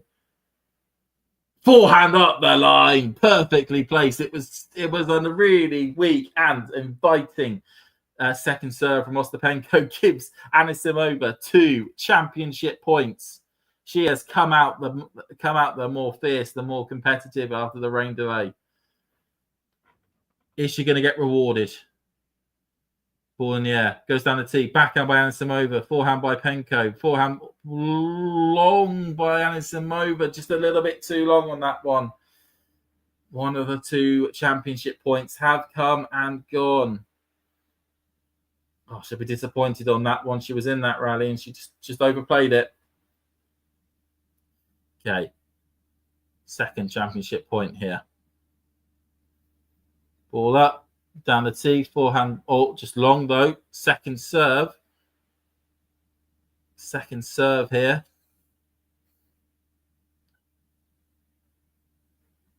Backhand, brilliant backhand cross court by Anisimova, and she wins it. The biggest title of her career, Amanda Anisimova. Straight sets all the way through the tournament for her, beating some pretty big names along the way, really consistent players. And she's able to come through the final in straight sets in a rain delayed match, 6-4, 6-3, to become the Doha 2025 champion, WTA 1000 champion for the first time in her career, and she does it at the start of the WTA 2025 season in terms of the first WTA 1000 of the year. Had potentially runs set up in places like the Australian Open, beaten in that one just to stunt progress. The first real tournament back after the Australian Open, and goes and wins it, and in such a difficult draw as well. Just absolutely outstanding. Ostapenko will feel annoyed. It was a first final at a 1000 event for a while. Felt as though the more experienced player that she could have come through this, coming off the back of that eager win yesterday. But Anisimova, she is the champion. She is the one who's going to be lifting the falcon on the sort of marble plinth that is the trophy. And I really couldn't be happier for her. So, like I said, given the mental health struggles she went through a couple of years ago, to come back after taking an extended time off the tour and then to win the biggest title of your career, really setting yourself up. And it's almost part of the story of the WTA this year that we're getting a few more players that we need to be taking a closer eye of. When we're seeing Keys winning a Grand Slam, we're seeing Anisimova winning an 1000 event. Those players that potentially we may have written off being able to do anything like this are now in the ability to do so. And it's just fantastic to see. Thank you, everyone. I'm going to leave it here just so if anyone who's watching it themselves and wants to just see the on-court ceremony, Doha usually do quite a fancy display. So I'm going to leave it here. But it's been great, everyone who's been able to join me, and also Fergus for the majority of the match, both post and pre the big rain delay. It's been fantastic, and we have our first WTA 1000 winner of the year for Doha. That is Amanda Anisimova. She will go up to be the world number 18 come Monday, and it's all been good from there. Thank you, everybody. Let me just quickly set an outro video. Thank you, everybody, and goodbye. If you enjoyed this video, make sure you hit that like button. Don't forget to subscribe and click that notification bell so you don't miss out on all things tennis.